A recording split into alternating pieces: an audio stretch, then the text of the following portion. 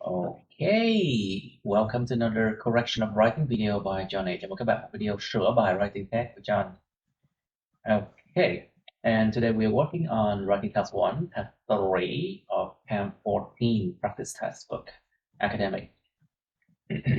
And so we have 4 essays to correct today from this class IELTS 40. Hôm nay chúng ta sẽ có 4 bài writing task 1 của test số 3 trong cuốn K14 để sửa. Đây là 4 bài của bạn, các bạn lớp 40. Oh, wow. Okay, so let's look at this one now. The diagram below shows how electricity is generated in a hydroelectric power station. Cái hình vẽ bên dưới này nó chỉ điện được sản sinh thế nào trong một cái trạm điện thủy điện hydroelectric power station. And of course, task 1, you always have to summarize information by selecting and reporting main features and make comparisons where relevant. Đương nhiên lúc nào task 1 cũng phải tập trung vào chuyện so sánh những cái nào có liên quan nè, tóm tắt thông tin bằng chuyện lựa chọn tường thuật những ý chính nè. Nhưng mà phải luôn luôn nhớ là mình phải so sánh những cái nào có liên quan đó nha các bạn. Okay, just anyway, let's go back to it. Now, so we have hydroelectric power stations. This is a dam, đập nước nè. And rivers, high level reservoir. Cái hồ chứa nước ở mức độ cao. And during the day intake, this one is open, and at night it closed. Ban ngày cái này nó mở ra, còn ban đêm nó đóng lại. Đường nước vào. So the water, if this one is open, the flow water to generate electricity during the day, so it will flow to the generator here. Cái nước mà nó mở ra nó sẽ flow vào cái chỗ để tạo điện vào cái chỗ này, vào cái generator here. Nó sẽ xoay cái turbines, it will rotate the turbine.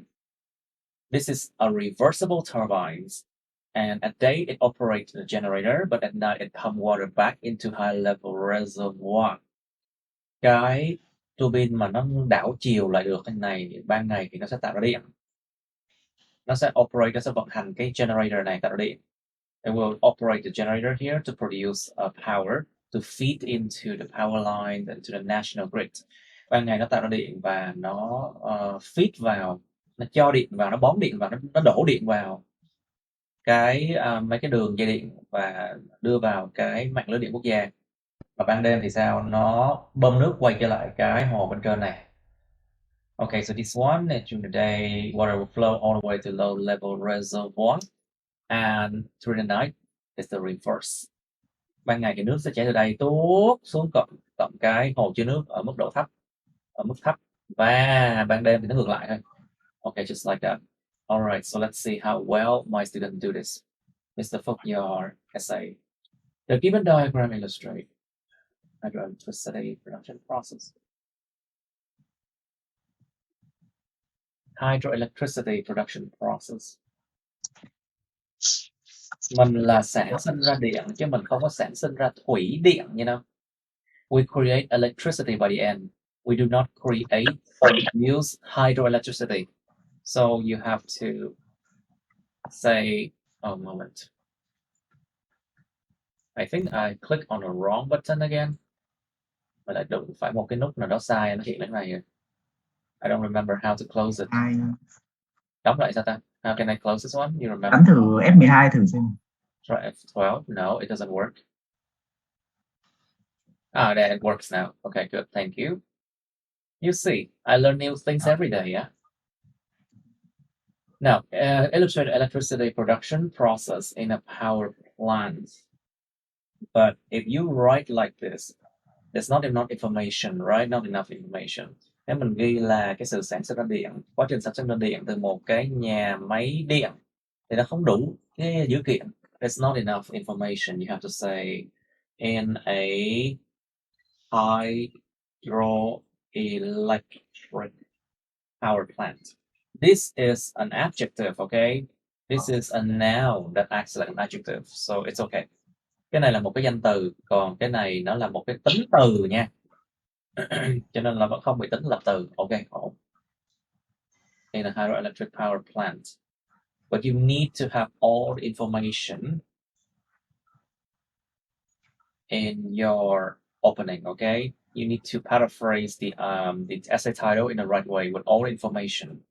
Mình muốn paraphrase, mình muốn viết lại cái đề bài, mình phải làm sao mà chứa tất cả thông tin của cái đề bài nha, không được thiếu nha.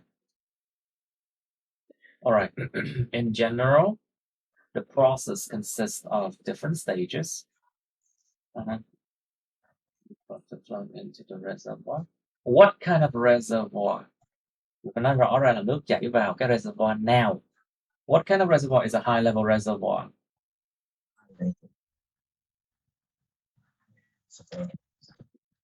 Nó phải rõ ràng cái reservoir nào, thì có hai cái là we have two different kind of reservoirs here, so you have to specify. Mình phải nói rõ ràng, have to specify which reservoir. Then with the water flow to the power plant. Nguyên cái đống này nó là cái power plant rồi nha, và nước nó phải chảy đến cái power station mới đúng, cái trạm điện thôi. The whole thing here is a power plant. But I think it's just a power station, I think. So this thing is a power station, but the whole thing here is power plant. So you have to be careful. Phải cẩn thận chỗ này nha. Nguyên cái power plant là nguyên cả cái hình đó luôn. Còn cái trạm điện nó là cái này thôi. Plug to the power station to generate. Em là hiểu sai ý nghĩa là you misunderstand again. To generate electricity, we don't say hydroelectricity. Để sản sinh ra điện, không phải nói là sản sinh ra thủy điện đó. We don't say generate hydroelectricity ever. We say generate electricity. Sai mấy chỗ thôi. You see. And ending with. Cái này phẩy cái đi. Thêm một ý phụ. You need a comma here. And then ending with the transmission of electricity. Và kết thúc với cái sự mà chuyển giao điện vào mạng lưới quốc gia. Ending with the transmission of electricity to the national grid.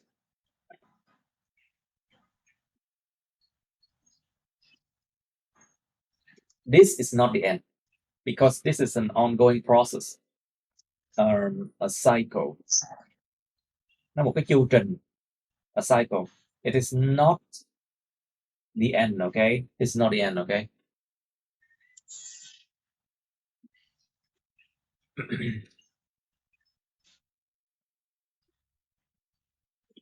But you didn't mention that this is a cycle. Em không nói là cái này là một cái cycle, em không nhìn ra được đây là một cái cycle thì trừ điểm dữ lắm luôn á. This is a cycle. You have to mention this is a cycle, but the way you write it doesn't mention that it's a cycle. Cách em viết nó chẳng có thể hiện ra đây là một cái chu trình mà nó có xu hướng xoay ngược, nó sẽ xoay đi xoay lại, xoay vòng, cho nên sẽ bị trừ điểm dữ lắm nha. Different stages in a loop, trong một cái vòng lặp, in a loop or a cycle. There you go. Nó phải ghi trong cái vòng lặp, in a loop or a cycle.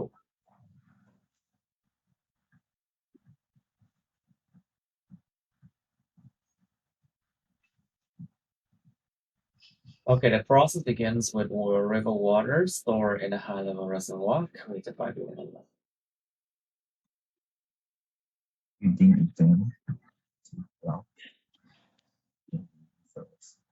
And lower the river bed. What?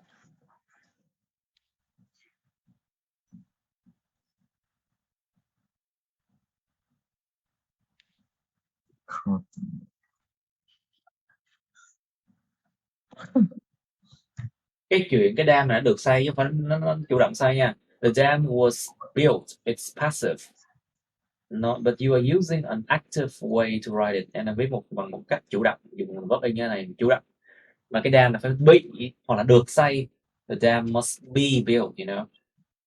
So a high-level reservoir created by a dam là được rồi. Tạo ra bởi một cái đập. To block the river flows. Remember, river is not something that is alive. You cannot use apostrophe s here. Cái con sông nó không phải một cái mà nó sinh sống, nó sống. Nó không phải một cái sống.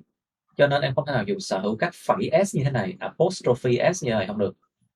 You cannot use apostrophe s. You cannot. You cannot use apostrophe s in this case because river is not something that's alive.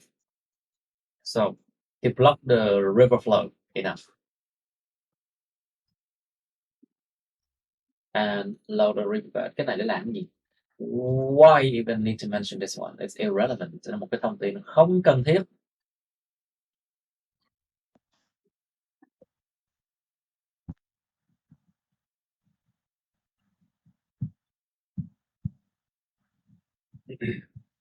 Accordingly, the water intake gate is cái cổng water intake này. Okay. Open có thể được dùng như tính từ được mà. You can use open like an adjective, you know. Check it out. Adjective, you see, open. You do not need to write opened like this. It's open during the day and closed at night.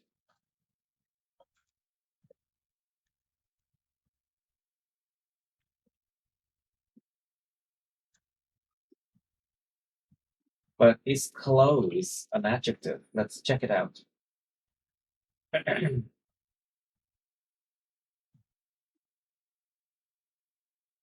Noun and verb. But close can be an adjective as well. Có thể là một tính từ nè. But what does it mean? Gần gũi, thân cận, rụt rè, không muốn chia sẻ, khép kín.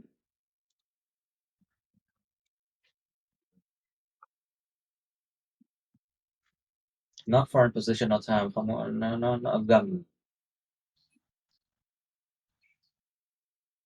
Khác biệt không nhỏ lắm, không lớn lắm.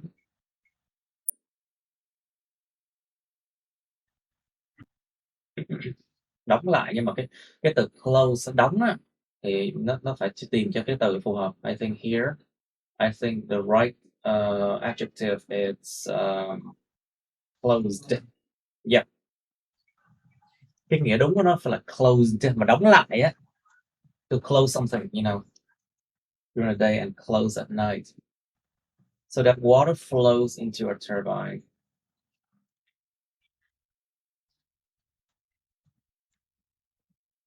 Lần đầu tiên nói cái turbine này, this is the first time you mention a turbine, right? So a turbine. Đọc nó gọi là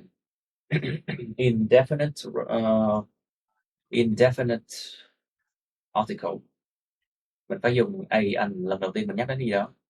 When you mention something for the first time, a and is used. But for the second time, they knew it already. You have to use a definite article, the gì. Lần hai mình nói đến cái gì đó, nó sẽ xác định rồi, cho nên phải dùng là the gì nha. Thầy, Yes. chỗ này to be trong bài là số nhiều, mình để a to be được. Wait, is this plural? Oh yeah, into turbines because it's plural. Nếu mà cái này là plural rồi thì không có a and gì đó. Into turbines. But you need to mention this is a reversible turbine as well. Don't miss out on any information here, okay? Đừng có bỏ quên bất kỳ cái thông tin nào đây, đừng có miss out nha. It's a reversible turbine. Reversible.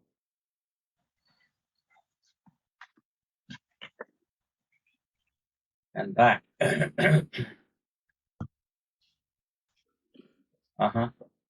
In this step, mình nói cái turbine rồi thì chúng không cần lặp lại đâu, những cái these là được rồi. You just need to use the word these here to refer to reversible turbines. Chỉ cần dùng chữ these này để nhắc lại cái turbine là thôi, không cần phải lặp lại cái turbine nữa. Turbines will activate generator in the power plant.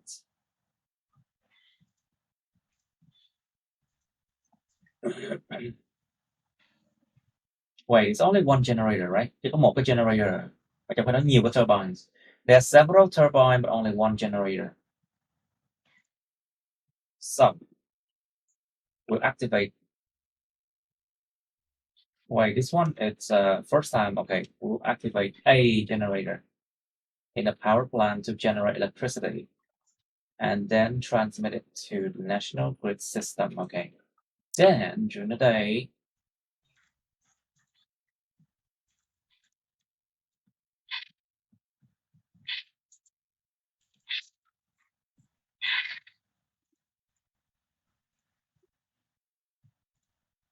But then that is pumped to the turbine. Cái turbine là like several turbine.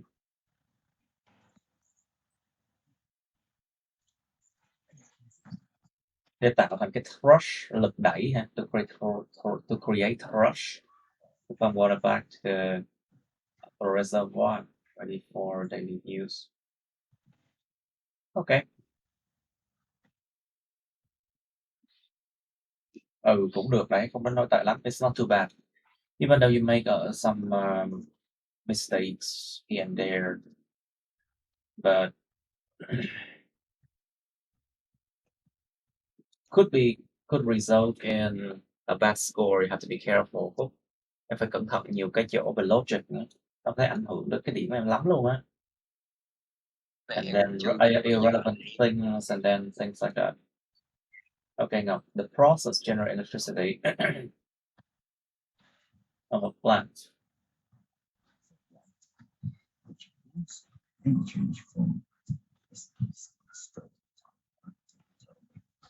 Một cái chỗ mà nó sử dụng which uses energy from water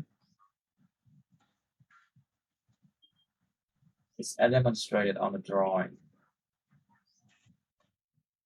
In the drawing, actually, it's demonstrated in the drawing. Cái chỗ này là which generates mới đúng nha, hoặc là generating. Yeah. So this one is which generates or generating.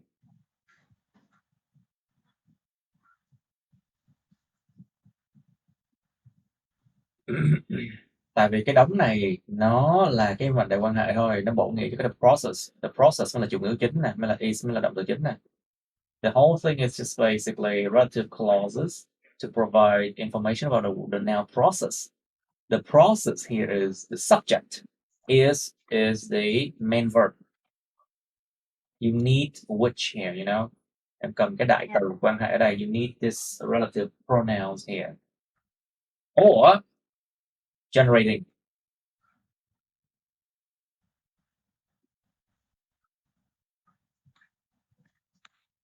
In general,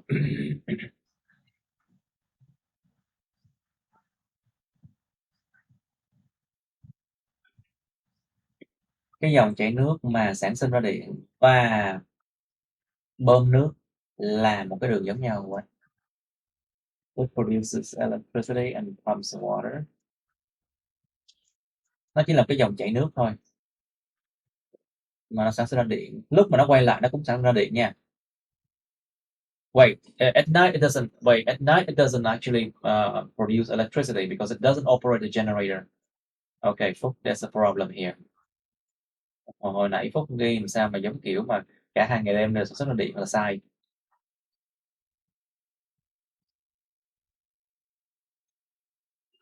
So here, what you said here is that during day and night, it both work to produce electricity, which is wrong. Wrong info, okay? You have to rewrite it in a way that make it clear that only during the day they operate the generator to produce electricity, but not at night. Chỉ có ban ngày nó mới sản sinh ra điện thôi, chứ không phải ban đêm đâu. So similar is a similar route. Cái dòng chảy của nước nó xác định, nhưng mà một con đường giống nhau là một con đường giống nhau thôi, nó không xác định. The flow of water here is definite. You have to use the. But a similar route here is something new you mentioned. So you have to use a here.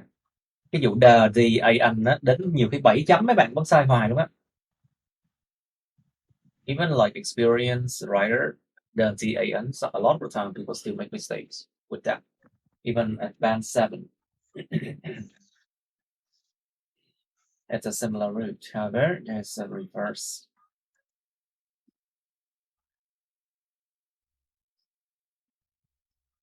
There's a reverse in direction. I think there's a reverse in. Có một cái sự đảo chiều về những cái phương hướng.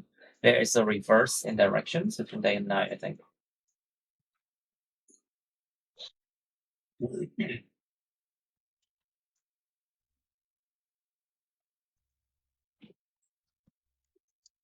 Thì cách bạn viết á, nó rõ ràng ra là ban ngày nó sản sinh ra điện, ban đêm chỉ bơm nước thôi. If the way you write it, let's say that this is what happened during the day and pump water is at night, it's clear. So Ngọc didn't make this mistake. Ngọc không phạm phải cái lỗi này. Alright. In the daytime,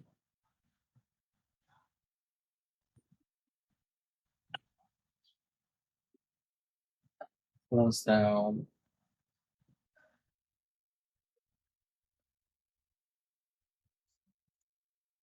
chạy xuống dưới cái reversible turbines. Close down the reversible turbines.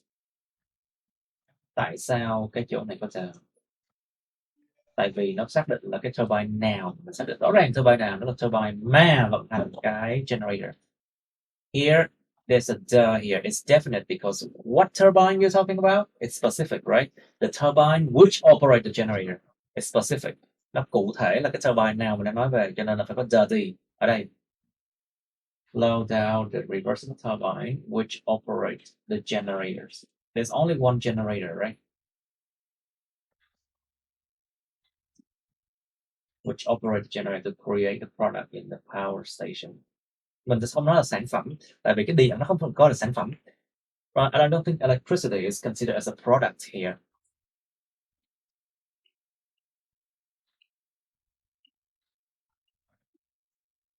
Let's just say to create power, okay? Tạo ra điện thôi. Just say to create power in the power station. The word power here is a noun, but the word power here acts like an adjective, so it's okay. Cái từ power này đóng vai trò như tính từ bổ nghĩa cho cái station, nhưng mà chữ power ở đây là danh từ nha, nên ok, không có sao hết. Power in the power station.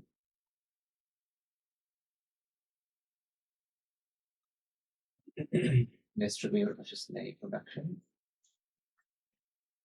Sẽ phân phối cái sự sản xuất điện hay là phân phối điện? Tính nói cái sản phẩm điện. Nó là phân phối điện chứ không phải phân phối sự sản xuất điện.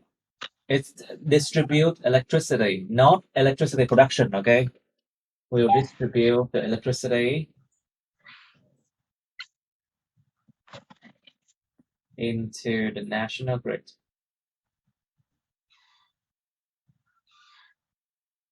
Okay. The liquid passes through the turbines to reach the lower level 1.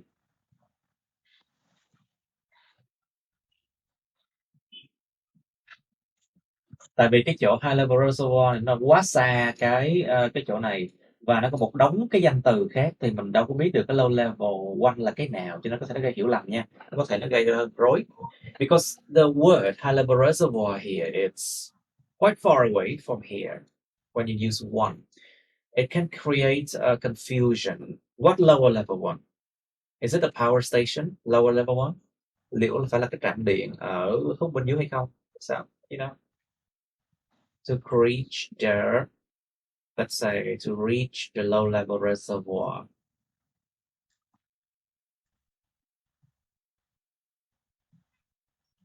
To reach a low level. The word reservoir,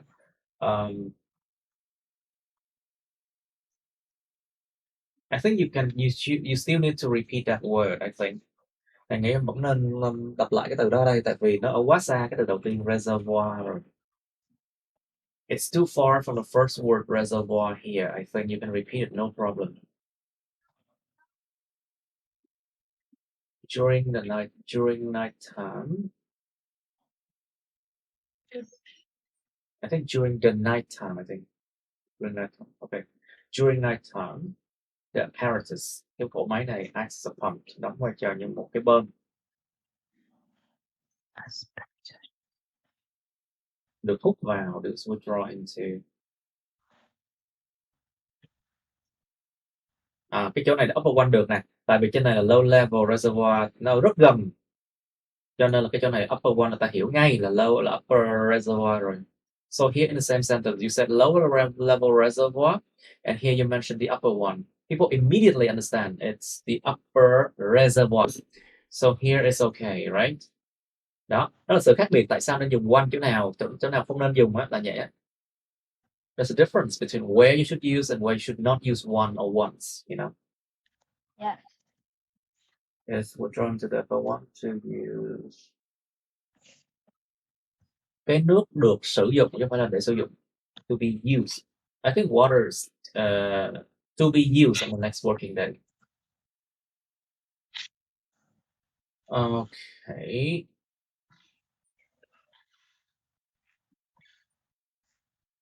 Có nên nói là nó thông qua cái gì không? Nó cũng thông qua cái trên đây mà.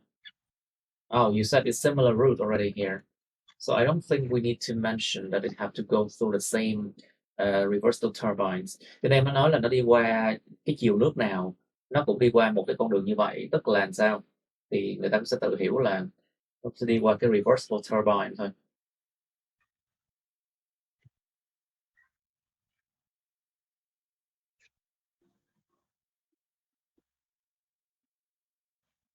Cái chỗ đi vào của cái đập mà được dựa vào một cơ chế cụ thể, which is based on a particular mechanism, một cái cơ chế cụ thể mà nó mở, that opens on a particular mechanism that opens for the water flows.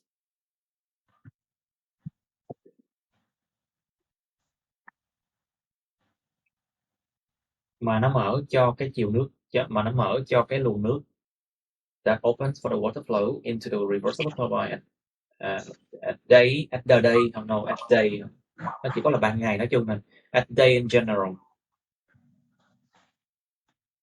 and closes for storage at night.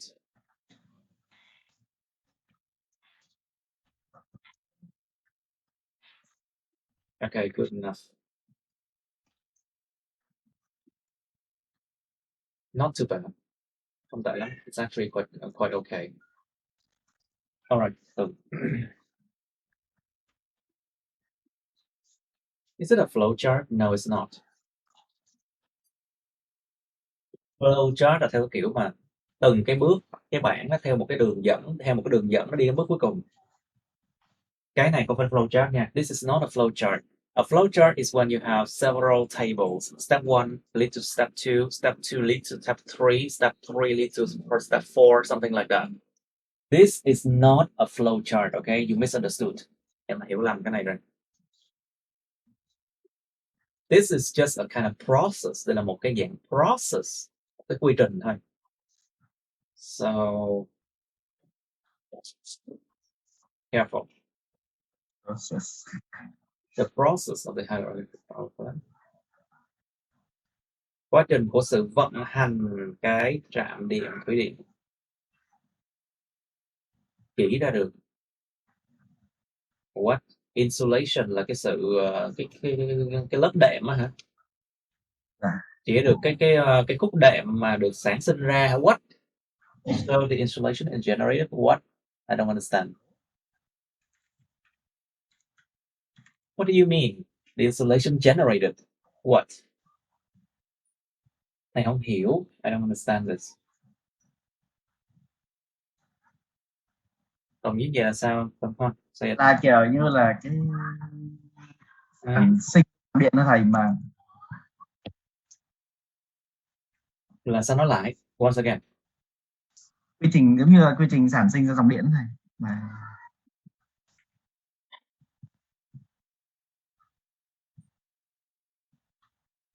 Quy trình tạo ra dòng điện này, kiểu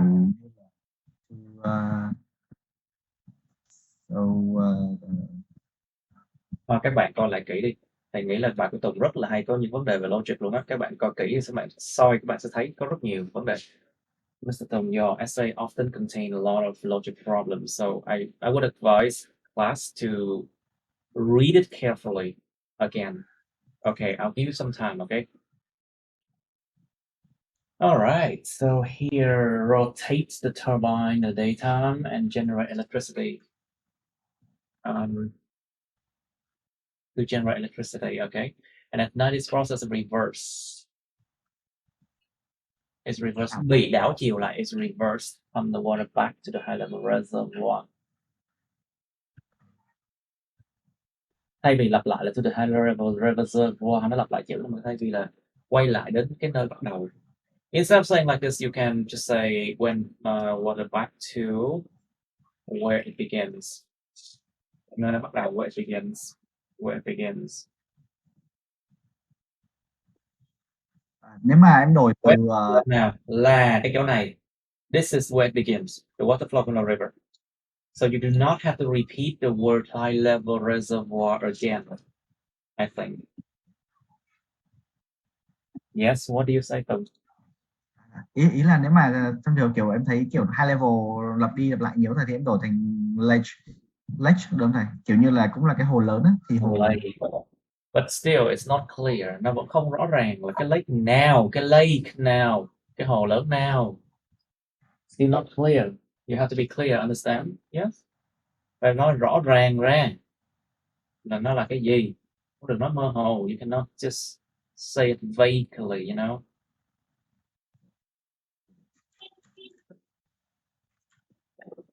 Okay.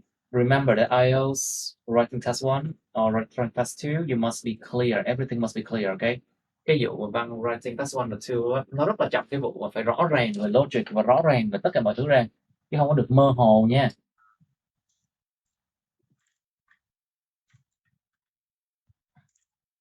Looking at the process.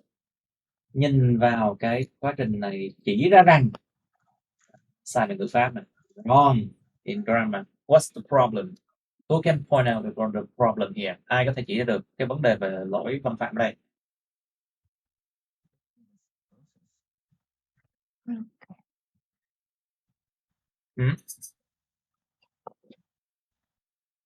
Một câu có bắt đầu bằng một cái chủ ngữ có bắt đầu bằng verb in vậy không? Do you start a sentence with verb ing form like this? Or can the subject be in verb ing form like this? No. Looking at the process, okay. It shows that, okay, it here is a new subject, okay. It today, looking at the process, comma, nhìn vào cái quá trình này, phải, nó chỉ ra rằng, it shows that the water supplied by the rivers, những cái nước mà được cung cấp bởi cái dòng sông. I think it's only one river, right? One river only, có một cái con sông thôi. Flows into the large reservoir and is blocked by the outlet of a dam.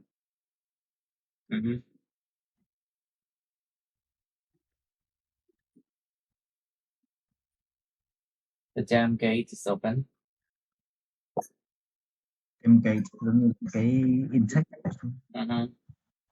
Intake, right? The dam gate is open. Remember that you can use open as an adjective. To let the water flow down. Ảnh hưởng mấy cái turbine thì nó nghe nó rất là mơ hồ luôn á. Affect the turbine, it sounds very vague. Nếu ghi impact. No, not impact, not affect, because that still sounds very vague. Nghe rất mơ hồ, ảnh hưởng kiểu gì? Nó phải là làm cho cái turbine nó chuyển động. It has to be like make the turbine move, for example. Okay. Okay. Small tank. Let's just say if you don't want to say do anything to the turbine, you can just say that flow down to the turbine. Through the turbine. Em không muốn nói là làm gì với turbine thì cứ viết là để cho nước chảy xuống thông qua cái turbine là được rồi. Through the turbine and to the small tank. Và đến đâu nữa? And to the small tank. Không cần phải flow hoài nữa. You do not need to say flow what. Just say through the turbines and to the small tank. Is it a small tank? No, it doesn't say small big. Nó không nói là nhỏ hay to nhé. Nó đều là reservoir cả. They are both reservoirs. Be careful. But the difference is that the low or high. Cái sự khác biệt đó là cái vụ mà nó là mức cao hay mức thấp. Đó, anh thấy mất rất là nhiều lỗi về cái vụ logic luôn á. Không biết sửa sao với mấy em luôn á Tùng. I have no idea how to correct, how to help you. But you have a lot of problem with logic. And for sure in Vietnamese you make those mistakes as well. Trong tiếng Việt thì chắc chắn em phải được những vấn đề logic đó luôn. Trong cách em nói và cách em viết nữa, em suy nghĩ nữa. There are turbines and a small tank. It's not a tank, it's just a reservoir. A tank is much smaller than a reservoir, you know. Cái tank nó nhỏ hơn rất nhiều so với lại cái hồ chứa nước reservoir.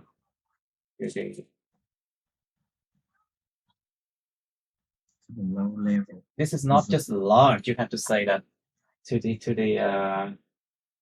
the high level reservoir. Let's say it again. Say to the to a higher reservoir. Let's say to the higher reservoir and lower reservoir. Let's just say you can say higher and to the lower one.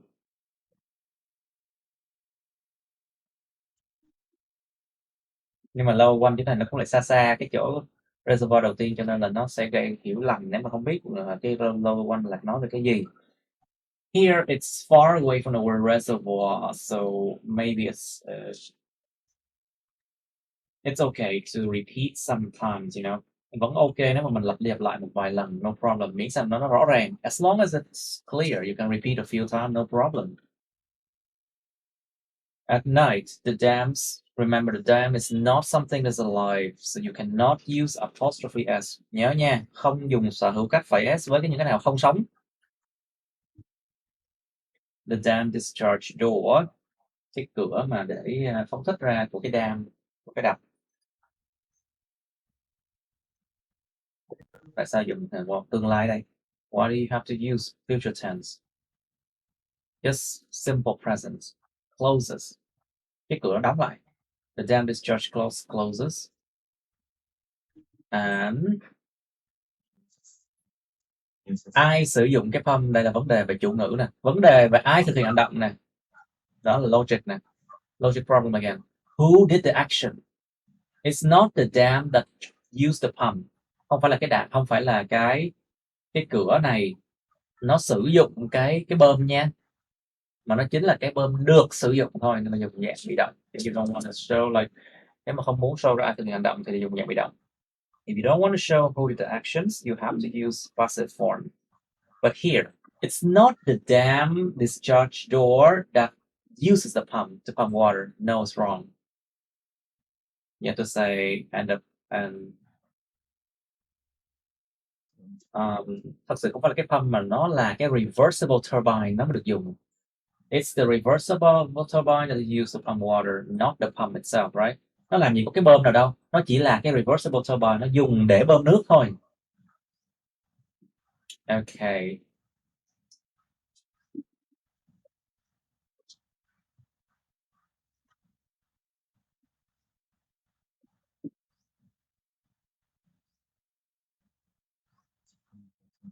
And reversible turbines pump water from lower level back to the high level reservoir.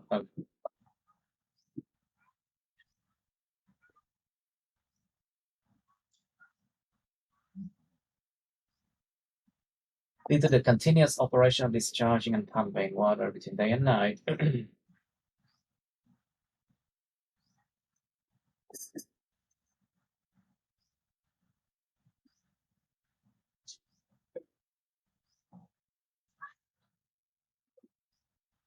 Cái move non-stop thì em thấy nó không có được formal, mà em không nghĩ từ nào để nói về cái sự hoạt động linh hoạt của nó.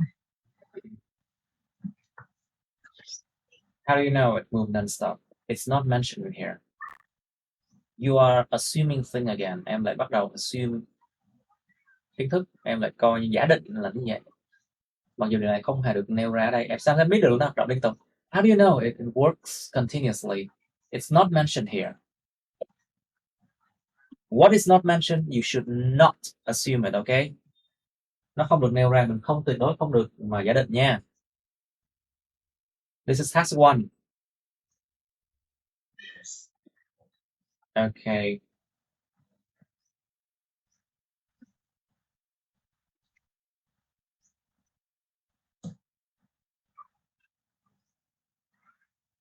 No, it's not move. Di chuyển nên không phải là rotate, mới đúng, cái từ này phải đúng chính xác là rotate, nó chuyển động theo hình tròn. It's the right word. It's rotate or spin. Spin or rotates.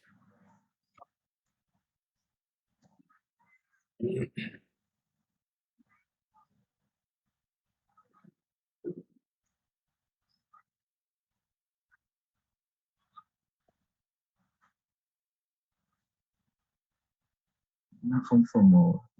Not safe assumption. Đây không phải là một cái sự giả định an toàn, tại vì nó không được cái thông tin ở đây. This information was not provided, and you were just assuming a lot of things. Em giả định rất là nhiều thứ luôn á. Em viết tiểu thuyết các thứ tình yêu này nọ thì rất là ổn, nhưng mà em viết bài này em chết chắc thiệt luôn á.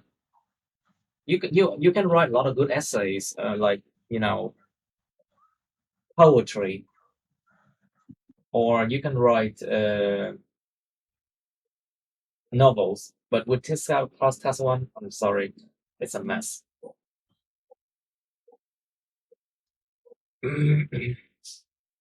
Nên nhớ là IELTS không phải là một cái nơi để mà tưởng tượng là như là từ task one nha. Nó cho cái gì nói cái đó thôi. You know, task one, whatever you are given, you write it. Do not use your imagination to imagine things you were not provided. Remember? Got it? Class? Thầy ơi, thầy, Yes? có cách nào để mình cải thiện logic không thầy? In order to improve logic, well, you just have to pay attention. And then questions what you are writing. Mình phải đặt cái chấm hỏi liệu những cái mình đã viết đó, nó có cái gì là mình bịa ra không? Is there anything that you made it up?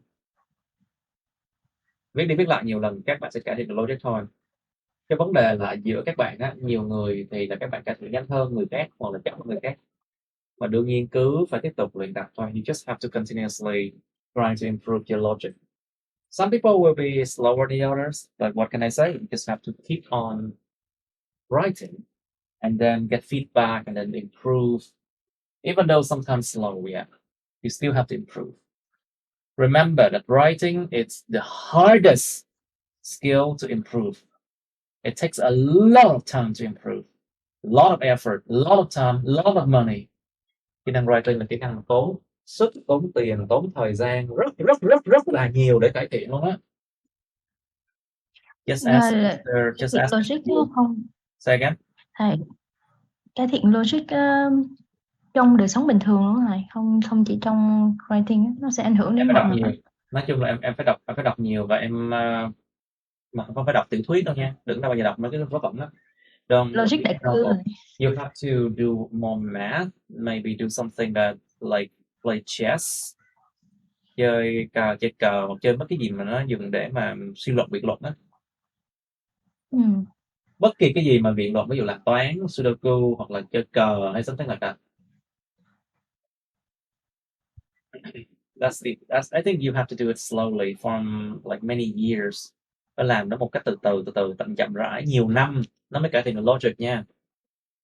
Chứ có nhiều bạn, thấy có một bạn á, bằng tuổi thầy nè, học mấy lớp trước, bạn bị vấn đề logic mà gọi là lạc đề trầm trọng luôn á, gần như cả 20 bài bạn làm đều sai nát bét luôn về logic luôn á, mà bạn là giáo viên nha. Yeah. Wow. But some people they very slowly. Một số người họ thích viết cái kiểu mà nó lãng mạn, nó chết chắc trong cái IELTS luôn á. If you write in a romantic way, you dead right in IELTS actually. To generate electricity, after the power is generated, it is transferred. Tại sao phải dùng phức tạp? Dùng hiện tại đơn thôi. Just need to use simple present. Wait. Chuyển đổi dòng điện. Nó không, cái generator nó mới tạo ra điện nha, chứ không phải được chuyển đến cái generator đâu nha. It's a generator create electricity.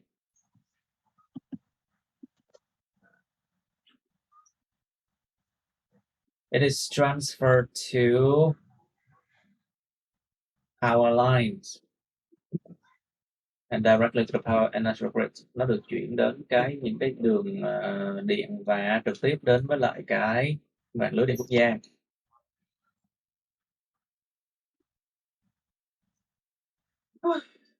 Yes.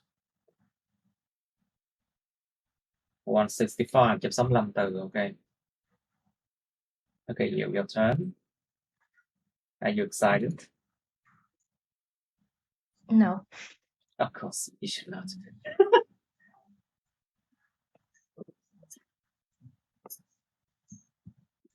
Just my cat being naughty.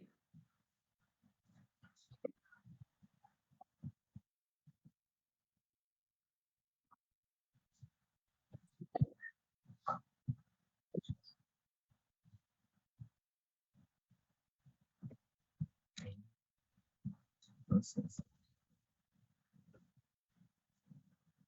Cách viết này hay nè. Nhìn chung cái sự vận hành này nó diễn ra trong cả ban ngày và ban đêm, phải với cái sự tham gia vào của những cái dòng nước như là thành tố chính. Thì đúng rồi. Cái chuyện này nó vừa hợp logic, nó vừa hay.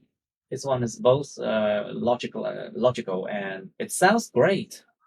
Với sự tham gia của dòng nước, những dòng nước như là cái thành tố chính. With the involvement of water flows as a main element. Okay, good. First.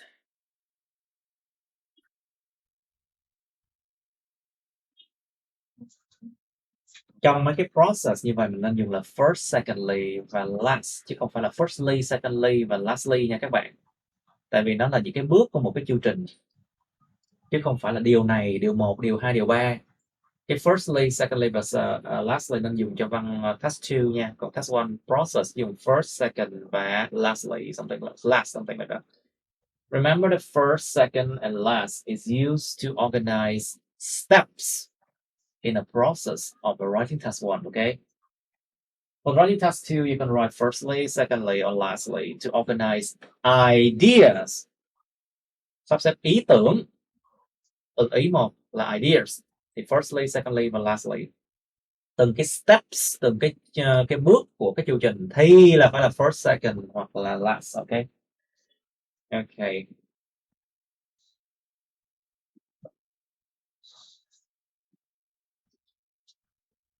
That pours down from upstream is kept at a high level reservoir which is constructed by a dam. Cái hồ chứa nước mức độ cao mà được xây dựng bởi một cái đập nước. No, I don't think so. A high level reservoir is constructed by a person or by a group of people. Cái đập thì phải được, một cái hồ chứa nước phải được xây dựng bởi con người, chứ không phải được xây dựng bởi một cái đập. Logic problem, first one, which is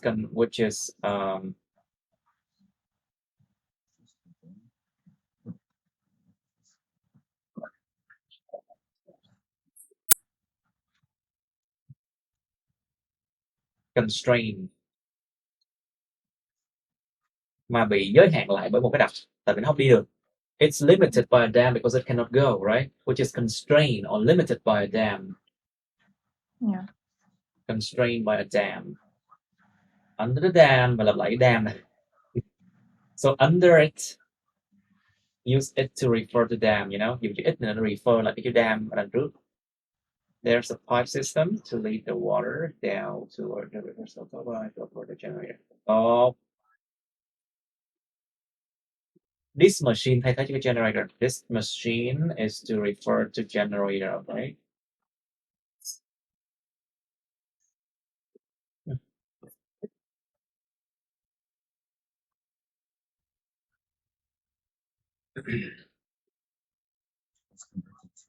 Power lines.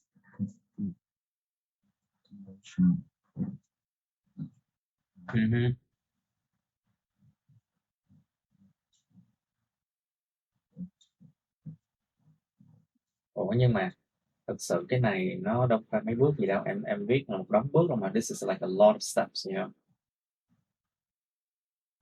Let's just say to begin. Để bắt đầu, to begin with.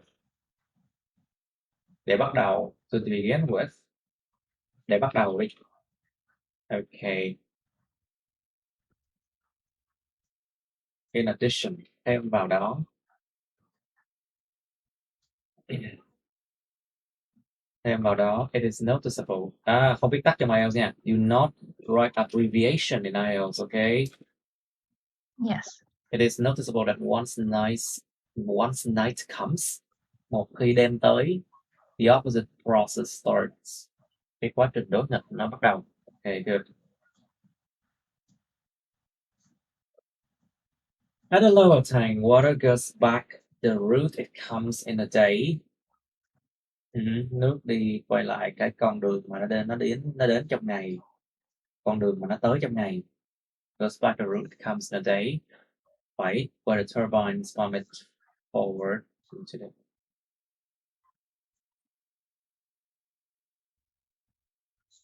Đúng ra không phải là forward, tiến lên, mà phải là upward mới đúng. Đi lên trên mà. It's upward because it's going up, you know. Where the turbine vomit upward into the high level reservoir. You know, French language sounds fancy, right? Tiếng Pháp nghe rất là sang mỹ, sang mồm. Reservoir. Nghe tiếng Pháp. Từ mượn mà thầy. Nó là từ mượn, of course. Reservoir is a French word that English borrows. There's a lot of French word in English, like physique, reservoir, radio. And all the nouns that has shen, you know. Tất cả gần như rất là nhiều cái danh từ có chữ shen á là bằng tiếng Pháp á. Yeah. Like for example, what's that? I think generation. No, and other kind of shen. Mấy cái từ mà liên quan pháp luật á, chắc chắn là bằng tiếng Pháp luôn á. Tại vì cái hệ thống luật của Pháp á, nó rất là kỹ và nó rất là rõ ràng và nó rất là phát triển. A lot of words deal with laws come from French, yeah, the French language. Critique.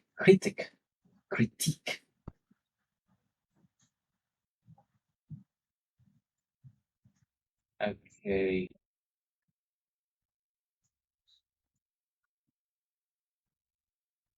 Moreover, the integral dam is close enough to save enough liquid to be used later.